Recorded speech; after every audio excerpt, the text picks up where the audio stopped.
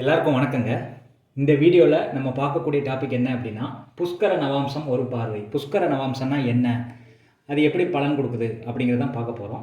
இது எப்படி கண்டுபிடிக்கிறது அப்படின்னு பார்ப்போம். முதல்ல நவாம்சம்னா என்ன அப்படின்னு சொல்லி உங்களுக்கு தெரியணும்.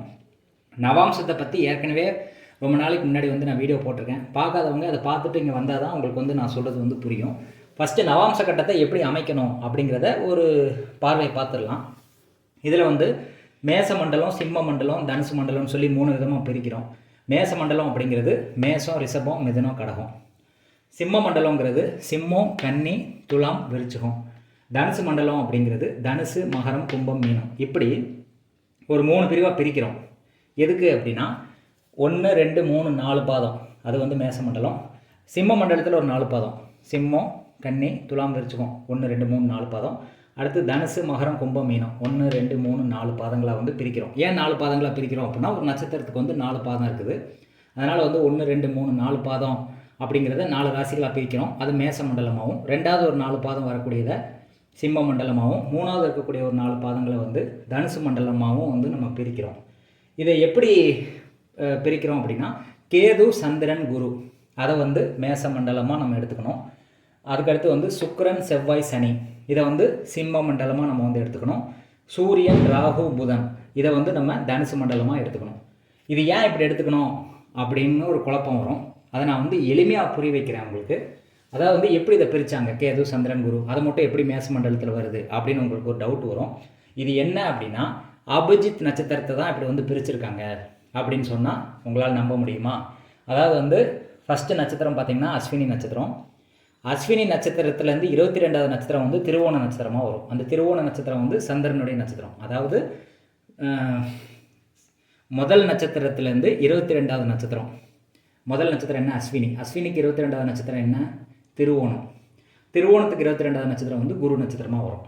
அதை தான் கேது, சந்திரன், குரு அப்படின்னு சொல்லி பிரிச்சிருக்காங்க. ஒவ்வொரு நட்சத்திரத்துக்கும் 22வது நட்சத்திரம், இதுக்கு 22வது நட்சத்திரம் அடுத்த நட்சத்திரமாக வரும். அதை தான் மேச மண்டலமாக பிரிச்சிருக்காங்க, சிம்ம மண்டலமாக பிரிச்சிருக்காங்க, தனுசு மண்டலமாக பிரிச்சிருக்காங்க. இப்படி நீங்கள் சொல்லும்போது உங்களுக்கு கன்ஃபியூஷன் ஏற்படும். இது எப்படி இவ்வளோ டெப்த்தாக போய் எப்படி நம்ம யோசிக்கிறது அப்படின்னு நீங்கள் நினைக்கிறது எனக்கு புரியுது. இதை சிம்பிளாக நான் புரிய வைக்கணும் அப்படின்னு சொல்லணும் அப்படின்னா, ஃபஸ்ட்டு திசைகள் இருக்குல்ல, மொத்தம் 9 கிரகத்தினுடைய திசைகள் இருக்குது. அதனுடைய லிஸ்ட்டு உங்களுக்கு தெரியணும். ஃபஸ்ட்டு பார்த்தீங்கன்னா அஸ்வினி நட்சத்திரங்கிறது கேது நட்சத்திரம். ரெண்டாவது அந்த 9 திசைகளை நீங்கள் ஃபஸ்ட்டு வரிசைப்படுத்தி அது தெரிஞ்சால் தான் இது நான் சொல்கிறது உங்களுக்கு புரியும். ஃபஸ்ட்டு கேது, சுக்கிரன், சூரியன், சந்திரன், செவ்வாய், ராகு, குரு, சனி, புதன் அப்படிங்கிறது தான் 9 கிரகங்களுடைய வரிசை. இதை பார்த்தீங்கன்னா உங்களுக்கு ஈஸியாக புரியும். கேது, சுக்கிரன், சூரியன், சந்திரன், செவ்வாய், ராகு, குரு, சனி, புதன் இப்படி இந்த திசைகளை தான் இப்படி 3ஆக பிரிச்சிருக்கோம். இந்த வரிசைப்படி நீங்கள் பிரிச்சுட்டீங்க அப்படின்னா உங்களுக்கு எளிமையாக இருக்கும், புரிகிற மாதிரி. இப்படி பிரித்தாலும் ஓகே தான். இதை எதுக்காக இந்த மாதிரி பிரித்தாங்க அப்படின்னா, அபிஜித் நட்சத்திரம் அப்படிங்கிறத வச்சு தான் இந்த கால்குலேஷன் அவங்க பிரிச்சிருக்காங்க. அதாவது கேதுக்கு 22வது நட்சத்திரம் சந்திரன் நட்சத்திரமாக வரும், சந்திரனுக்கு 22வது நட்சத்திரம் குரு நட்சத்திரமாக வரும். அதே மாதிரி சுக்கிரனுக்கு 22வது நட்சத்திரம் செவ்வாய் நட்சத்திரமாக வரும், செவ்வாய்க்கு 22வது நட்சத்திரம் சனி, சனிக்கு 22வது நட்சத்திரம் சுக்கிரன். இப்படியே வந்துட்டுருக்கோம். ஆனால் இது ரொம்ப கால்குலேஷன் போனால் உங்களுக்கு கன்ஃபியூஸ் ஆகுங்கிறதுனால எளிமையாக நான் சொல்கிறேன்.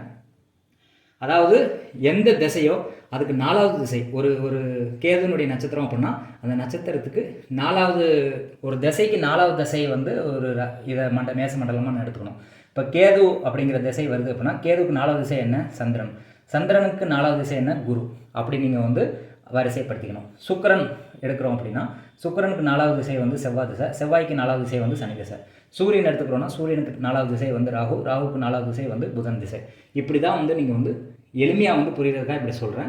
ஆனால் இது பிரித்ததனுடைய நோக்கம் அபிஜித் நட்சத்திரத்தை வச்சு பிரிச்சிருக்காங்க. இதை நீங்கள் 2 மெத்தடில் எடுத்துக்கலாம். ஒரு நட்சத்திரத்துக்கு 4வது நட்சத்திரத்தை நீங்கள் இந்த மாதிரி கம்பைன் பண்ணி எழுதிக்கணும். அதை மேச மண்டலமாகவும், ரெண்டாவது வரக்கூடியதுக்கு ஒவ்வொரு இதுக்கும் 4வது திசையை நீங்கள் சிம்ம மண்டலமாகவும், மூணாவது இருக்கக்கூடிய தனுசு மண்டலத்தில் சூரியனுக்கு அப்புறம் ராகு, ராகுக்கு அப்புறம் புதன். சூரியனுக்கு அப்புறம் என்ன திசை வரும்? சூரியனுக்கு அப்புறம் சந்திர திசை வரும், சந்திர திசைக்கு அப்புறம் செவ்வாய் திசை வரும், செவ்வாய் திசைக்கு அப்புறம் ராகு திசை வரும். அதாவது சூரியனுக்கு 4வது திசை ராகு திசை, ராகுக்கு 4வது திசை புதன் திசை, ராகுக்கு அப்புறம் குரு வரும், குருவுக்கு அப்புறம் சனி வரும், சனிக்கு அப்புறம் புதன். அப்போ ஒவ்வொரு கிரகத்துக்கும் 4வது திசையை நீங்கள் இந்த மாதிரி ஒரு மண்டலமாக நம்ம பிரிச்சுக்கிறோம். அப்போ இப்போ கேதுவனுடைய எந்த நட்சத்திரம் வந்தாலும் மேச மண்டலத்துக்குள்ளேயே வரும். அஸ்வினி 1, அஸ்வினி 2, அஸ்வினி 3, அஸ்வினி 4 அப்படி போட்டுக்கணும். சந்திரனுடைய நட்சத்திரம் என்ன வரும்? சந்திரனுடைய நட்சத்திரம் பார்த்தீங்கன்னா ரோஹிணி 1, ரோஹிணி 2, ரோஹிணி 3, ரோஹிணி 4. குருனுடைய நட்சத்திரம் என்ன வரும்? புனர்பூசம் 1, புனர்பூசம் 2, புனர்பூசம் 3, புனர்பூசம் 4. இதே மாதிரி கேதுனுடைய 3 நட்சத்திரமும் இந்த மேஷ மண்டலத்துக்குள்ள தான் வரும். இப்போ கேதுனுடைய அடுத்த நட்சத்திரம் என்ன? கேதுக்கு வந்து மக நட்சத்திரம் வரும். மகம் 1, மகம் 2, மகம் 3, மகம் 4. சந்திரனுக்கு அடுத்த நட்சத்திரம் என்ன? ஹஸ்தம் 1, ஹஸ்தம் 2, ஹஸ்தம் 3, ஹஸ்தம் 4. குருவுக்கு அடுத்த நட்சத்திரம் என்ன? விசாகம் 1, விசாகம் 2, விசாகம் 3, விசாகம் 4. அடுத்து 3வது சுற்றில் பார்த்தீங்கன்னா கேதுக்கு நட்சத்திரம் என்ன? மூலம் 1, மூலம் 2, மூலம் 3, மூலம் 4. சந்திரனுடைய நட்சத்திரம் திருவோணம் 1, திருவோணம் 2, திருவோணம் 3, திருவோணம் 4. குருவுடைய நட்சத்திரம் என்ன? புரட்டாதி 1, புரட்டாதி 2, புரட்டாதி 3, புரட்டாதி 4. இப்படி வந்து இந்த கேதுனுடைய 4 நட்சத்திரங்களினுடைய 4 பாதங்களும் வந்து 3 நட்சத்திரங்களுடைய 4 பாதங்களும் இதுக்குள்ளே அடங்கும். சந்திரனுடைய 3 நட்சத்திரங்களுடைய 4 பாதங்களும் மேச மண்டலத்திலே அடங்கும். குருனுடைய 3 நட்சத்திரங்களுடைய 4 பாதமும் வந்து இந்த மேச மண்டலத்துக்குள்ளேயே அடங்கும். இதே மாதிரி சிம்ம மண்டலத்துக்கு சுக்கிரனுடைய 3 நட்சத்திரங்கள் 4 பாதங்கள். இப்போ உதாரணத்துக்கு சுக்கிரனுடைய நட்சத்திரம் பார்த்தீங்க அப்படின்னா ஃபஸ்ட்டு நட்சத்திரம் என்ன அப்படின்னா பரணி நட்சத்திரம். அப்போ சிம்மத்தில் ஆரம்பிக்கும். பரணி 1, பரணி 2, பரணி 3, பரணி 4. அடுத்து பார்த்தீங்கன்னா பூரம் 1, பூரம் 2, பூரம் 3, பூரம் 4. அடுத்து பூராடம் 1, பூராடம் 2, பூராடம் 3, பூராடம் 4. இந்த மாதிரி செவ்வாயினுடைய நட்சத்திரமும் பார்த்தீங்க அப்படின்னா மிருகசீடம் 1, மிருகசீடம் 2, மிருகசீடம் 3, மிருகசீடம் 4. சித்திரை 1, சித்திரை 2, சித்திரை 3, சித்திரை 4. அவிட்டம் 1, அவிட்டம் 2, அவிட்டம் 3, அவிட்டம் 4. அடுத்து சனியுடைய நட்சத்திரம் பார்த்தீங்கன்னா பூசம் 1, பூசம் 2, பூசம் 3, பூசம் 4. அடுத்து அனுசம் 1, அனுசம் 2, அனுசம் 3, அனுசம் 4. உத்திரட்டாதி 1, உத்திரட்டாதி 2, உத்திரட்டாதி 3, உத்திரட்டாதி 4. இப்படி வந்து நம்ம பிரிச்சுக்கணும். அடுத்து சூரியனுடைய நட்சத்திரம் கிருத்திகை 1, கிருத்திகை 2, கிருத்திகை 3, கிருத்திகை 4. உத்திரம் 1, உத்திரம் 2, உத்திரம் 3, உத்திரம் 4. உத்திராடம் 1, உத்திராடம் 2, உத்திராடம் 3, உத்திராடம் 4. ராகுனுடைய நட்சத்திரம் திருவாதிரை 1, திருவாதிரை 2, திருவாதிரை 3, திருவாதிரை 4. அதுக்கப்புறம் சுவாதி 1, சுவாதி 2, சுவாதி 3, சுவாதி 4. சதயம் 1, சதயம் 2, சதயம் 3, சதயம் 4. இது வந்து தனுசு மண்டலத்தில் வரும். புதன் நட்சத்திரம் வந்து ஆயில்யம் 1, ஆயில்யம் 2, ஆயில்யம் 3, ஆயில்யம் 4. அடுத்து பார்த்தீங்க அப்படின்னா கேட்டை 1, கேட்டை 2, கேட்டை 3, கேட்டை 4. அடுத்து பார்த்தீங்கன்னா கடைசியாக இருக்கக்கூடிய நட்சத்திரம் ரேவதி 1, ரேவதி 2, ரேவதி 3, ரேவதி 4. இப்படி வந்து மேச ராசியில் மேச மண்டலம், சிம்ம மண்டலம், தனுசு மண்டலம்னு சொல்லி பிரித்து அதனுடைய நட்சத்திரங்களை வந்து பாதங்களாக வந்து அலைன் பண்ணணும். இதுதான் நம்ம நவாம்ச கட்டம் அப்படின்னு சொல்லி நான் போட்டிருப்பேன். உங்கள் புரிதலுக்காக வந்து நான் திரும்ப வந்து விளக்கம் கொடுத்துருக்கேன். ஓகே, இது வந்து உங்களுக்கு சந்தேகம் புரிஞ்சுக்கும்னு நான் நினைக்கிறேன். புஷ்கர நவாம்சம்னா சிம்பிளாக என்ன சொல்லணும் அப்படின்னா, அதாவது சுப கிரகங்களுடைய வீடுகளில் வந்து எந்த நட்சத்திரம் வந்து அமைதோ அதை தான் வந்து நம்ம வந்து புஷ்கர நவாம்சம் அப்படின்னு சொல்லி சொல்கிறோம். இப்போ உதாரணத்துக்கு பார்த்தோன்னா குருனுடைய வீடுகள் பார்த்திங்கன்னா தனுசு, மீனம். இந்த தனுசு மீனத்தில் வந்து என்னென்ன பாதங்கள் வந்து வருதோ அதை தான் வந்து நம்ம புஷ்கர நவாம்ச பாதம் அப்படின்னு சொல்லி சொல்கிறோம். இந்த புஷ்கர நவாம்சத்தில் செவ்வாயினுடைய நட்சத்திரமோ புதனுடைய நட்சத்திரமோ கேதுனுடைய நட்சத்திரமோ இடம் பெறலை. செவ்வாயினுடைய 3 நட்சத்திரங்கள் அதனுடைய 4 பாதங்கள், புதனுடைய 3 நட்சத்திரங்கள் அதனுடைய 4 பாதங்கள், கேதுனுடைய 3 நட்சத்திரங்கள் அதனுடைய 4 பாதங்கள் வந்து புஷ்கர நவாம்சத்தில் இடம் பெறவில்லை. ஏன் அப்படின்னா அந்த 4 பாதங்களும் பார்த்தீங்கன்னா பாவகிரகங்களுடைய வீட்டில் போய் அதனுடைய நட்சத்திர பாதங்கள் அமைகிறதுனால அதை வந்து நம்ம கணக்கில் எடுத்துக்கிறது இல்லை. சுப கிரகங்களுடைய வீட்டில் அமையக்கூடிய பாதங்களை மட்டும்தான் நம்ம வந்து புஷ்கர நவாம்ச பாதங்கள் அப்படின்னு சொல்லி எடுக்கிறோம். இப்போ உதாரணத்துக்கு பார்த்தீங்கன்னா ராகுனுடைய 3 நட்சத்திரங்கள் திருவாதிரை, சுவாதி, சதயம். சூரியனுடைய 4 நட்சத்திரங்கள் கிருத்திகை, உத்திரம், உத்திராடம். இதனுடைய 4 பாதங்கள், அதாவது 4ஆம் பாதம் மட்டும் வந்து புஷ்கர நவாம்சம் அடையுது. 4 பாதங்கள் இருக்குது, அதில் 4ஆம் பாதம் வந்து புஷ்கர நவாம்சம் அடையுது. சூரியனுடைய நட்சத்திரங்கள் இருக்குல்ல, கிருத்திகை, உத்திரம், உத்திராடம், அதனுடைய 1ஆம் பாதம் வந்து புஷ்கர நவாம்சம் அடையுது. ஏன்னா குரு வீட்லேயும் தனுசு, அதாவது குருனுடைய வீடான தனுசுலையும் குருனுடைய வீடான மீனத்திலையும் இது வந்து புஷ்கர நவாம்சத்தை அடையுது. அடுத்து பார்த்தீங்கன்னா ரிஷப ராசியிலையும் வந்து 2ஆம் பாதம் வந்து புஷ்கர நவாம்சம் அடையுது. குருனுடைய நட்சத்திரத்தில் 2ஆம் பாதம். குருனுடைய நட்சத்திரங்கள் என்ன? புனர்பூசம், விசாகம், புரட்டாதி. அதனுடைய 2ஆம் பாதம் வந்து புஷ்கர நவாம்சம் அடையுது. அதுக்கடுத்து பார்த்தீங்கன்னா சந்திரனுடைய நட்சத்திரங்கள் ரோஹிணி, ஹஸ்தம், திருவோணம். இந்த நட்சத்திரங்களுடைய 2ஆம் பாதம் வந்து புஷ்கர நவாம்சம் அடையுது. ஏன் 2ஆம் பாதத்தை மட்டும் புஷ்கர நவாம்சமாக எடுத்துக்கிறோம் அப்படின்னா அந்த 2ஆம் பாதம் வந்து சுபகிரக வீடான சுக்கிரன் வீட்டில் வந்து அமையுது. அடுத்து பார்த்தீங்கன்னா 4ஆம் பாதம் வந்து சுபகிரக வீடான கடகராசியில் வந்து அமையுது. சந்திரன் வீட்டில் வந்து குருனுடைய கிரகங்களுடைய 4ஆம் பாதம் வந்து அமையுது. அப்போ குருனுடைய 4ஆம் பாதம் பார்த்திங்கன்னா குரு நட்சத்திரம் என்னென்ன? புனர்பூசம், விசாகம், புரட்டாதி. இதனுடைய 4ஆம் பாதம் வந்து சந்திரன் வீடான கடகராசியில் அமைகிறதுனால இதை வந்து புஷ்கர நவாம்ச பாதமாக எடுத்துக்கிறோம். அந்த நட்சத்திரத்தினுடைய 4ஆம் பாதமும் குருனுடைய நட்சத்திரத்தினுடைய 2ஆம் பாதமும் புஷ்கர நவாம்ச வீடாக எடுத்துக்கிறோம். சந்திரனுடைய நட்சத்திரத்தினுடைய 2ஆம் பாதத்தை மட்டும் புஷ்கர நவாம்சமாக எடுத்துக்கிறோம். அடுத்து சூரியனுடைய நட்சத்திரங்களுடைய 1ஆம் பாதமும் சூரியன் நட்சத்திரத்தினுடைய 4ஆம் பாதமும் புஷ்கர நவாம்சமாக எடுத்துக்கிறோம். ராகுனுடைய நட்சத்திரத்தினுடைய 4ஆம் பாதம் வந்து புஷ்கர நவாம்சமாக எடுத்துக்கிறோம். சுக்கிரனுடைய நட்சத்திரத்தினுடைய 3ஆம் பாதம். இப்போ சுக்கிரனுடைய நட்சத்திரம்னா எப்படி வரும்? சுக்கிரன் வந்து பரணி, பூரம், பூராடம். பரணி 1, 2, 3, 4, பூரம் 1 2 3 4, பூராடம் 1 2 3 4 வந்து நவாம்சத்தில் வரும். அதில் 3ஆம் பாதம் மட்டும் இந்த சுக்கிர நட்சத்திரத்தினுடைய 3 நட்சத்திரங்களுடைய 3ஆம் பாதம் மட்டும் புஷ்கர நவாம்சத்தை அடையுது. ஏன் 3ஆம் பாதம் மட்டும் அடையுது அப்படின்னா இது வந்து சுபகிரகத்தினுடைய வீடு சுக்கிரங்கிறதுனால. அதனால் 3ஆம் பாதத்தை வந்து புஷ்கர நவாம்சமாக நான் எடுத்துக்கிறோம். சனியினுடைய 2ஆம் பாதத்தை வந்து புஷ்கர நவாம்சமாக எடுத்துக்கிறோம். சனியினுடைய நட்சத்திரம் என்ன?